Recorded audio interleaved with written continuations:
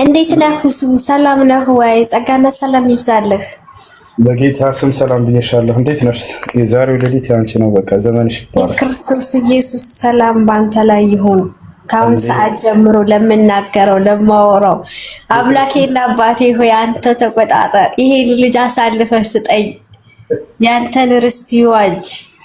ይሄ ዝም ብሎ እዚህ ጋር ቁጭ ብሎ ሲያስት የሚውለውን የኔ አባት የኔ አምላክ ያህዌ አንተን ነው የምናመልከውና ያህዌን አልሰበከም ኢየሱስ ክርስቶስ ያህዌ ብሎ አልተናገረም። ስራ ይፍረስ። እስኪ ቆይ ቢያንስ ጸልዬ ነው ካንተ ጋር መነጋገር የምችለው። ከባድ ነው። አምላኬ ሆይ ከአሁን ሰዓት ጀምሮ ይሄንን ልጅ እንደዚህ የሚያቅለበልበው የሚያስጮኸው መንፈስ ነው። መቼም መንፈስ ብያለሁኝ። ስለዚህ አንደበቱን ተቆጣጠር። አሁን ጥያቄህ ምንድነው? በክርስትና ላይ ና እስኪ አሁን አቅርብ ጥያቄህን። ስራ ይፍረስ። ኢየሱስ ክርስቶስን ታመልከዋለሽ አይደለም? አይታ እሱን ተውና አሁን ጥያቄውን ትክክለኛ ጥያቄውን እስኪ ኢየሱስ ክርስቶስን ታመልክታላችሁ፣ ነገር ግን ይሄንን ፈለሱ አምልኩኝ ብሏል ወይ? እንደ ክርስትና ጠይቀኝ። አሁን እንደ ክርስትና ሳይሆን እኔ ኢየሱስ ክርስቶስን ማምለክ ሳይሆን እኛ እግዚአብሔር አምላካችን አንድ አምላክ እስራኤል ወይ ስም አምላካችን እግዚአብሔር አንድ አምላክ ነው የምናመልከው። ወንድሜ ግን አታመልኪውም? አላመልክም ኢየሱስ ክርስቶስን። የጌታ ሰው ስራነት ከባድ ነው። እኔ አሁን ማውራት አልነበረብኝም ካንተ ጋር። እሺ ቀጥል። ኢየሱስ ክርስቶስ ነብይ ነው፣ መልእክተኛ ነው፣ ሰው ነው፣ የሰው ልጅ ነው። ሁሉን ነገር ይሄን አስተምሯል። ሲሰራቸው የነበሩ ድንቅ ተአምራት ከአምላኩ የተሰጠው እንደሆነ አስተምሯል። ከዚህ በዘለለ እርሱ አምላክ ነኝ አምልኩኝ አላለም። እንዳውም አምላክ እንዳለውና ለአምላኩ ሲገዛ ሲጸልይ ሲሰግድ እንደነበረ ነው መጽሐፍ ቅዱስ የሚያስተምረው። ይህን ከተቀበልሽ ሁሱ እኔ አምላካችን ኢየሱስ እግዚአብሔር ያህዌ ነው ብዬ ነው የማመልከው። ኢየሱስ ክርስቶስ መሲህ ነው፣ ከእግዚአብሔር ዘንድ የተገለጠ ነብይ ነው እና ያ ነብይ ደግሞ ለኛ ቃሉን ሰጥቶናል። ገባ? ቃሉን ሰጥቶናል። ከእግዚአብሔር የሰማውን ነገር ሁሉ ለኛ አስተዋውቆናል፣ ነግሮናል። እውነተኛ አምላክ የሆንከው አንተ ብቻ እየለሰብኩልናል እና አሁን አንተ ሁሱ ያህዌን ታመልካለህ ወይስ አታመልክም? እሱን ልጠይቅህ ነው ዛሬ ታጥቄ የመጣሁት። እሺ ያህዌ ስለሚለው ነገር ትላንት ተጠይቄ ነበር፣ ስናገር ነበር። ያህዌ ማለት ምን ማለት ነው? ማሂ ትርጉሙ እኔ ትርጉም ጋር ታጋጨኝና አሁን አንድ አምላክ የሆነውን አብን ታመልከዋለህ አታመልከውም? እልሽ ማሂ አቤት፣ አይሰማም እንዴ ድምጼ? የምንጠይቀው ነገር መጀመሪያ ማወቅ አለብን። እሺ ኦኬ። አንድ አምላክ ያህዌ ማለት ምን ማለት ነው እንዴ? እኔ ምን አውቃለሁ? ያህዌ አምላክ ነው። አምላክ እግዚአብሔር። ትርጉሙ ምን ማለት ነው ያህዌ ማለት? ወንድም እኔ እኮ አልተማርኩም። ይሄ ምንድነው ዕብራይስጥ፣ ግሪክ ምናምን የሚባል ነገሮች አላውቅም። ያህዌ አምላክ እንደሆነ ነው የማውቀው። አንድ አምላክ እስራኤሎች የሚያመልኩት ቅዱስ እግዚአብሔር እንደሆነ አውቃለሁ። አምላክ መጠሪያ መጠሪያ አምላክ መጠሪያ ስሙ ነው ወይ? ያለና የነበረ ነው ደግሞ መጠሪያው ጌታ ሆይ። እሺ እኛ አንደኛ አንቺ አዲስ ኪዳን ተከታይ ከሆንሽ ያህዌ የሚለው አንቺን አይመለከትም። ምክንያቱም አዲስ ኪዳን ላይ ኢየሱስም ይሁን ሐዋርያት አንዲትም ቦታ ላይ ያህዌ ብለው አላስተማሩም አምላክን። ይሄ ልታውቁ ይገባል። ክርስቲያኖች ያህዌን ነው የምናመልከው ማለት ሞራል የላቸውም። ለምን ከተባለ ኢየሱስ ክርስቶስም ሆነ ሐዋርያቶች ያህዌ ነው አምላክ ብለው አልሰበኩም። ከዚህ እንነሳ። ምን ትያለሽ በዚህ ላይ? ምን ማለት አመልኩም አንድ አምላክ አብ ያለን ብሎ ሲናገር ያው አንድ አምላክ አብ ያስተማረበት አንዲት ቦታ ላይ አምጡ። ኢየሱስ ክርስቶስ ያስተማረበትን ተውና አንድ አምላክ ብሎ የሰበከው ያ አንድ አምላክ የተባለው ደግሞ አብ ነው። እሱ በቃ በጣም ጥሩ። አሁን ስለዚህ አንዱን አምላክ ታመልካላችሁ ወይ ወደሚል ከሆነ ጥያቄው እንሂድ። ነገር ግን ያ ሆነ ያልሽው አንደኛ ያህዌ ብሎ የመጥራት ሞራል የላቸውም ነው የሚለው ማስረጃ መጽሐፍ ቅዱስ ላይ አንዲትም ቦታ ኢየሱስ ክርስቶስን ሆኖ ሐዋርያቶች ያህዌ የሚባል አምላክ ስላላስተዋወቁ፣ አይ ያህዌ የሚባለው አምላክ ያስተዋውቅናል ካላችሁ ማስረጃ አምጡ። ቆይ ወንድሜ፣ ከላይ ያለው አንድ አምላክ የሚለው አብ ማለት ነው። እንግዲህ አብ ነው ብለው ነው ኢሳይያስ ላይም አንድ አምላክ ነው የተጠቀሰው። ያህዌ ተብሎ የተጠራው አዲስ ኪዳን ላይ ማለት ነው። አንተ ሁሉ እየሰማህ ነው አይደለ?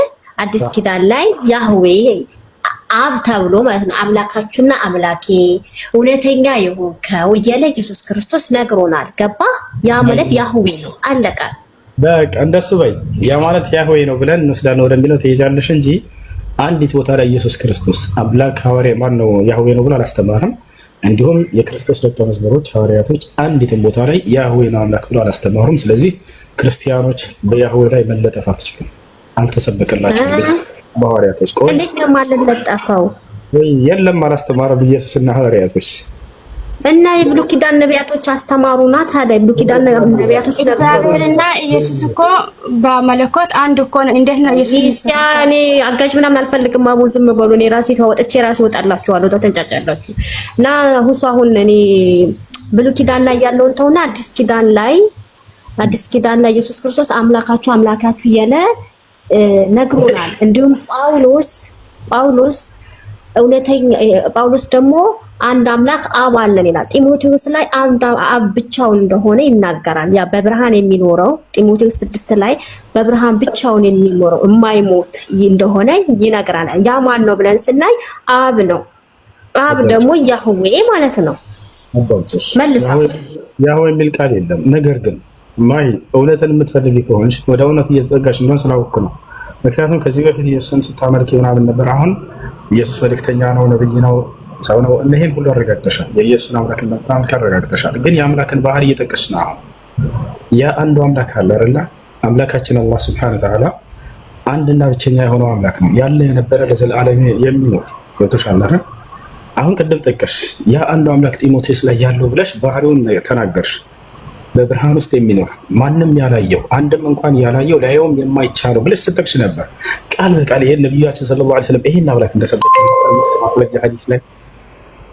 ሐዲስ ላይ ነብያችን ሰለላሁ ዐለይሂ ወሰለም ምን አሉ? ሰባቱን ሰማያት አድርገው ከአላህ ዘንድ ሄደው የሶላትን ትእዛዝ ከእርሱ ጋር ተቀብለው በመጡ ጊዜ ስለ ጌታቸው ስለ አላህ ጠየቋቸው። ሀራአይተ ረበከ ያ ሙሐመድ አሏቸው ምድር ላይ ሰዎች እና ከጌታህ ጋር ተነጋግረህ ከመጣህ ጌታህን አየኸው ወይ አሏቸው። ነቢ ሰለላሁ ዐለይሂ ወሰለም አሉ ምን አሉ? አና አራሁ ወሒጃቡሁ ኑር ለው ከሸፈሁ ለአሕረቀ ሱብሓት ወጅሂሂ ማ መደል በሰር አሉ። እንዴት ላየው እችላለሁ? ላየው አይቻለኝም አሉ። አይሻርላ እርሱ በእርሱና በፍጥረቱ መካከል ብርሃናማ ግርዶሽ አለ። ያንን ቢገልጠው ፍጥረታት ሁሉ ባለቁ ነበር። ማንም ሊያየው አይችልም፣ ሊያየውም አይቻለውም ብለው ገለጹ። ልክ ጢሞቴዎስ ላይ ያለው ማለት ነው። ጢሞቴዎስ ላይ ምን ይላል? የማይሞተውም እርሱ ብቻ ነው ይላል። ስለ አንዱ አምላክ ሲናገር የማይሞተውም እርሱ ብቻ ነው አለ። ቃል በቃል አላህ የማልሞተው እኔ ብቻ ነኝ እያለ በቁርአን ላይ ይናገራል። ወተወከል ዐለል ሐይ አለዚ ላ የሙት፣ በፍጹም በማልሞተው ብቸኛው እኔ በሆንኩት በእኔ በአምላካቸው ላይ ተመኩ ይላል። ሁወል ሐዩ ላ ኢላሃ ኢላሁ ይላል። እኔ ዘላለማዊ ህያው የሆንኩኝ አምላክ ነኝ፣ ከእኔ በስተቀር ሌላ ማንም አምላክ የለም። ቆይ አንዴ ልጨርስ እባካችሁ። እንደዛ እያለ ይናገራል። የማይሞተውም እርሱ ብቻ ነው። አንድም ሰው እንኳን አላየውም አለ። ምን አለ ጢሞቴዎስ ላይ ማይ አንድም ሰው እንኳን አላየውም ሊያየውም አይቻለውም አሉ። ነቢዩ ሙሐመድ ሰለላሁ ዐለይሂ ወሰለም ስለ ጌታቸው ስለ አላህ ሲጠየቁ አየኸው ወይ ሲባሉ አላየሁትም እንዴት ላየው ይቻለኛል አሉ። ቃል በቃል ጢሞቴዎስ ላይ ያለው አና አራሁ አሉ። እንዴት ላየው እችላለሁኝ? ላየው አይቻለኝም በፍጹም እርሱን አሉ። ጢሞቴዎስ ላይ ምን ይላል? ማንም ሰው እንኳን አላየውም ሊያየውም አይቻለውም አለ። ለምን ከተባለ ጢሞቴዎስ ላይ ቀጥሎ ምን አለ? ማንም ሊቀርበው በማይችል ብርሃን ውስጥም ይኖራል አለ።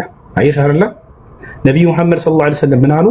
በእርሱና በፍጥረታቱ መካከል ያደረገው ብርሃናማ ግርዶሽ ያ ቢገለጥ ፍጥረታት ሁሉ ባለቁ ነበር፣ ማንም እርሱን ያን ሊቀርብ አይችልም ብለው ተናገሩ። አይሻርላ በእርሱና በፍጥረታቱ መካከል አምላካችን አላህ ሱብሓነሁ ወተዓላ ብርሃናማ ግርዶሽን አድርጓል። ያን ያደረገው ለፍጥረታት እርሱ አንድ ቢገለጥ ፍጥረታቶች ሁሉ እርሱን መቋቋም ስለማይችሉና ስለሚጠፉ ነው አሉ ነብዩ ሰለላሁ ዐለይሂ ወሰለም። ጢሞቴዎስም ላይ ምን አለ?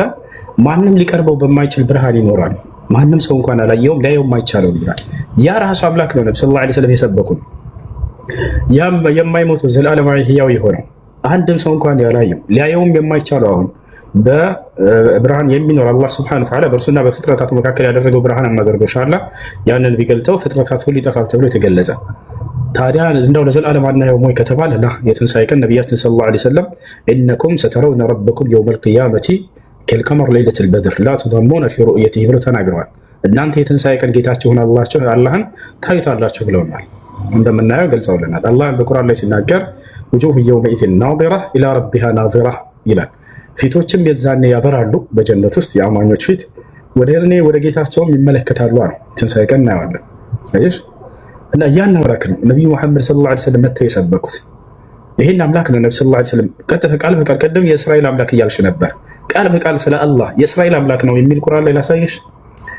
ቃለ አመንቱ አነሁ ላ ኢላሃ ኢላ አለዚ አመነት ቢሂ በኑ እስራኤል ይላል። እሺ ቆይ ኦ ማይ ጋድ ጢሞቴዎስ ላይ ያለው ቃል በሐዲስ ነው ወይስ በቁርአን የተነገራችሁ? በሐዲስ ላይ ያለው ነብዩ ሰለላሁ ዐለይሂ ወሰለም ስለ አምላካችን ስለ አላህ የነገሩት ባህሪ ነው። ይሄ ነገር ቆይ ሎቱ ስባት አሽሃዱ ምን ማለት ነው? ስራህ ይፍረስ። አሁን ቀጥል አምጣ፣ እስካሁን ማስረጃ አምጣ።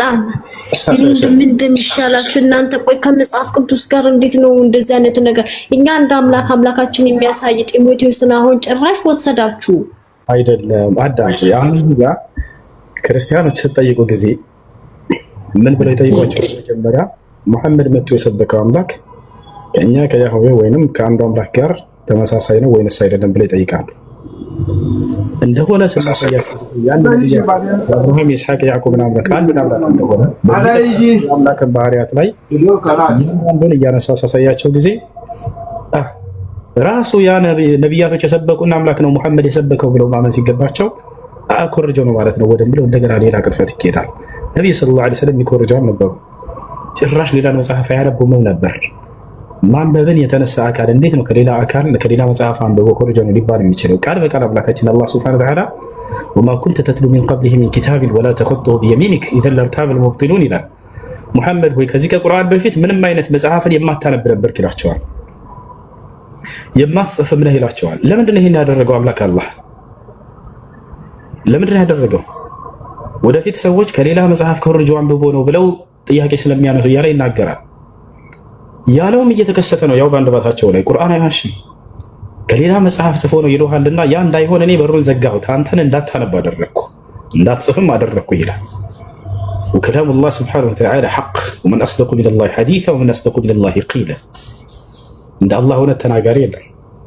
ከሌላ መጽሐፍ ጽፎ ነው ኮርጀው ነው ስለሚሉ ይህን ጥያቄ መልስ የሆናቸው ዘንድ አንተን እንዳታነብ ዘጋሁብህ ይላል። በቃ ምንም አይነት መጽሐፍን እንዳያነብ አድርጓቸዋል። ገብተሻል አይደል? ስለዚህ ቀጥታ እዛ ነቢያችን ሰለላሁ ዐለይሂ ወሰለም ከሰማይ ወዲያው በወረዱ ጊዜ ስለ አምላክ ባህሪ ተጠየቁ። እንዴት ነው አየኸው ወይ ሲባሉ ጊዜ እንዴት ላየው እችላለሁ? ላየውስ አይቻለኝም አሉ። ቀጥታ ጢሞቴዎስ ላይ ያለው የአምላክ ባህሪ ብለሽ ቅድም የጠየቅሽው ማለት ነው።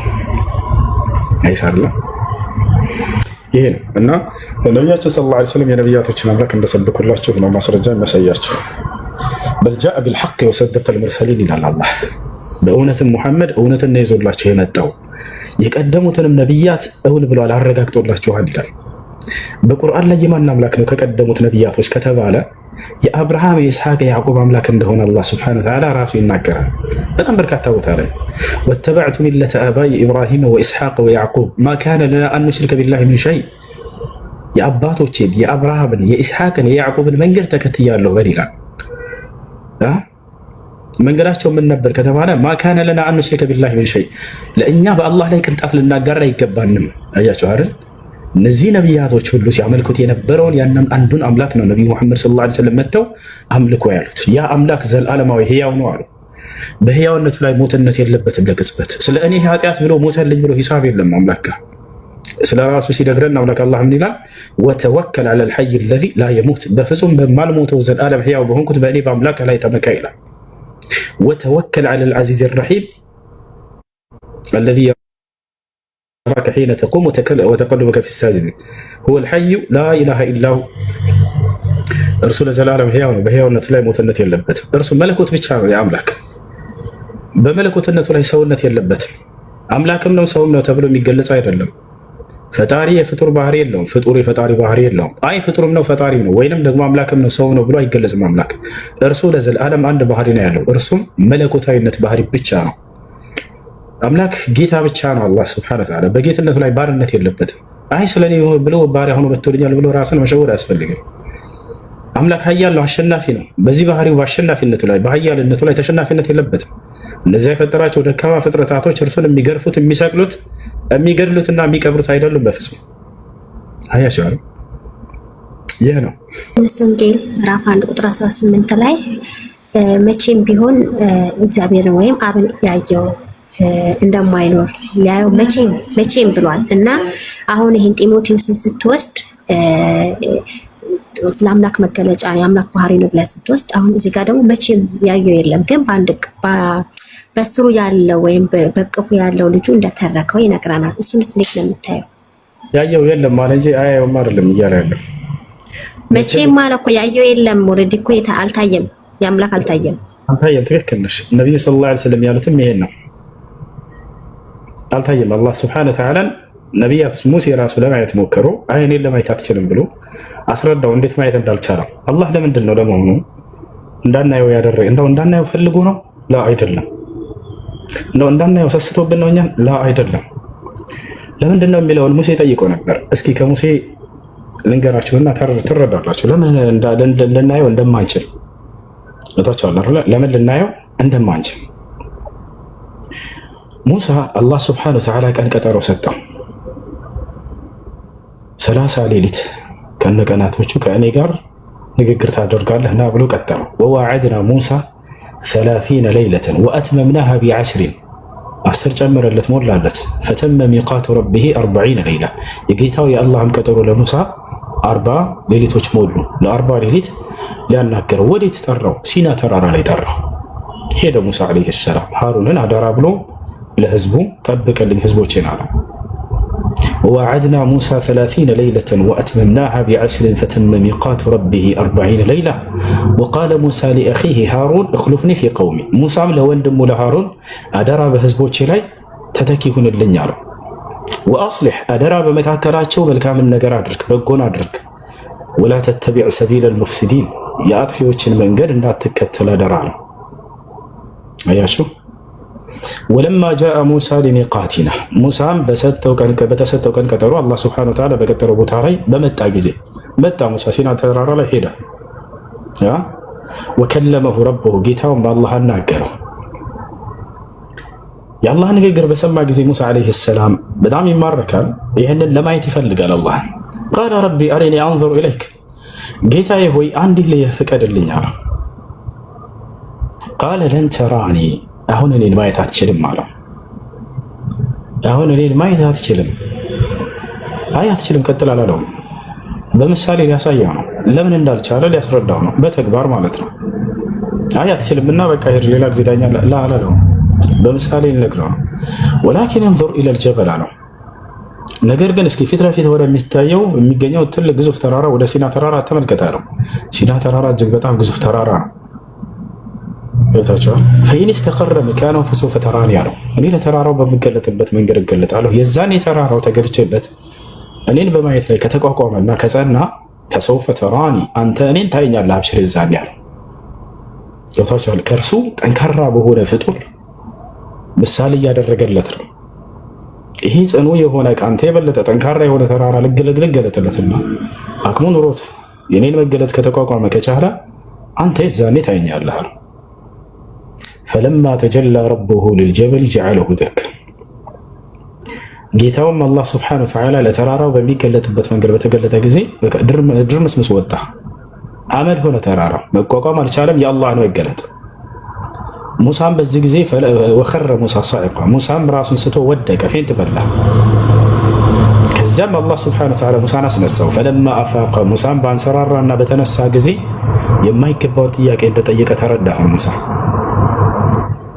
ቃለ ሱብሓነከ አምላክ ያላህ ሆይ ጥራት ይገባህ፣ የማይገባኝን ጥያቄ ነው የጠየቅኩት። ቱብቱ ኢለይከ ከእንዲህ አይነት ጥያቄ ንስሐ አድርጌያለሁኝ ወደ አንተ።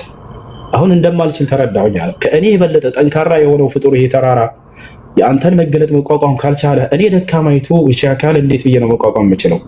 አሁን ስለማልችል እንደሆነ ተረዳሁኝ። ሰስቶበት አይደለም አላህ ሱብሓነሁ ወተዓላ ሙሴን ላለማሳየት፣ እኛም ሰስቶብን አይደለም። እርሱን ላለማሳየት ሳይሆን እኛን ስለማንችል ነው። ለምን ከተባለ አላህ ሱብሓነሁ ወተዓላ ፈጣሪ ነው። እኛ ደግሞ ምንድነን? ፍጡሮች ነን። ፈጣሪ ለፍጡር ያ ማለት የማይጠፋ ዘላለማዊ ማንነት ያለው ነው ባህሪው እርሱ። እኛ ደግሞ ጠፊና ጊዜያዊ ማንነት ያለችን ባህሪ ነች። ያ የማይጠፋ ዘላለማዊ ማንነት ያለው አምላክ ጠፊና ጊዜያዊ ለሆነችው አካል ቢገለጥ ትጠፋለች፣ ታልቃለች። ታዲያ ጀነት ስንገባስ የዛኔ የማይጠፋ ዘላለማዊ ማንነትን ያላብሰናል። የዛኔ ማየት እንችላለን። ዛሬስ? ዛሬ አንችልም። አካላችን ደካማ ነች፣ የምትጠፋ ጊዜያዊ ነች። ጀነት ስንገባ ግን ይሄ አካል አይደለም፣ የማይጠፋ ዘላለማዊ ማንነትን የተላበሰ አካል ነው ይዘን የምንገባው። የዛኔ ታዩታላችሁ። ገፋችኋል። ለዚህም ነው ነቢ ሰለላሁ ዐለይሂ ወሰለም ሐዲስ ላይ ምን አሉ? ኢነኩም ሰተረውነ ረበኩም የውመል ቂያማ፣ እናንተም የትንሣኤ ቀን በገነት ጌታችሁን አላህን የዛኔ ታዩታላችሁ አሉ። ይሄ ነው አላህ በቁርአን ላይ ሲናገር ውጁሁ የውመኢዚን ናዚራ ኢላ ረቢሃ ናዚራ፣ ፊቶችም የዛኔ ያበራሉ። የጀነት ሰዎች ፊት ብርሃናማ ፊት ይኖራል የጀነት ሰዎች ሲገቡ ጊዜ። ይሄ እንደ ምድራዊ ፊት እንዳይመስላችሁ።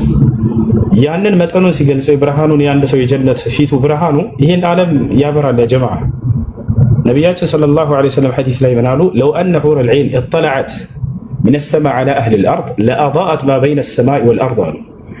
የጀነት አንዲት ሴት ወይንም የጀነት አንድ ሰው ከሰማይ ወደ ምድር ብቅ ቢል በፊቱ ብርሃን ዓለሙን ባበራው ነበር አሉ። ምን አይነት አፈጣጠር ነው ታዲያ? እንደ ምድራዊ ፊት ነች ወይ? ላ አይደለችም፣ አይገናኝም። ይሄ ፊት ዛሬ ይሄን ዓለምን ሊያበራ ይችላል? ምንም አያበራ። አያችሁ አይደል? ነገር ግን የዛኔ ወደ ጀነት ሲገቡ ጊዜ ሙስሊሞች ይዘውት የሚገቡት ፊት ዛሬ ፀሐይ ልክ ዓለምን እንደምታበራ ሁሉ ዓለምን ሊያበራ የሚችል ማንነት ነው ፊታቸው ብቻ።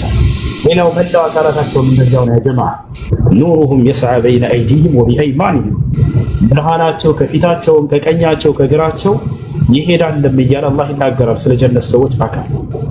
የማይጠፋ ዘላለማዊ ማንነት አለመብላት ይችላሉ። አይኔ ሳልበላ ለዘላለም መኖር ፈልጋለሁ ቢል የጀነት ሰው ያቅሟለሁ። ታዲያ የምድራዊ ሰው ይሄን ትችላለች ወይ? ላ አንድ ቀን ከሰላሳ ቆይተህ ትራባለህ፣ በሁለተኛው ቀን ልትወርድ ትችላለህ። መብላት ከፈለገ የጀነት ሰው ፍቃዱ ነው፣ በቃ ለመደሰት እንጂ ስለ ተራባ አይደለም ይባላል። ልብ በሉ አህሉል ጀና ያእኩሉን ወየሽረቡን እያለ ይነገራል። እና አላህ በቁርአን ላይ ወአነከ ላ ተዝመኡ ፊሃ ይላል። አደምን ሲያስገባው ጊዜ አንድም ብሎ ደስታ ለማግኘት እንጂ ስለ ተራባ አይደለም፣ ስለ ተጠማ አይደለም።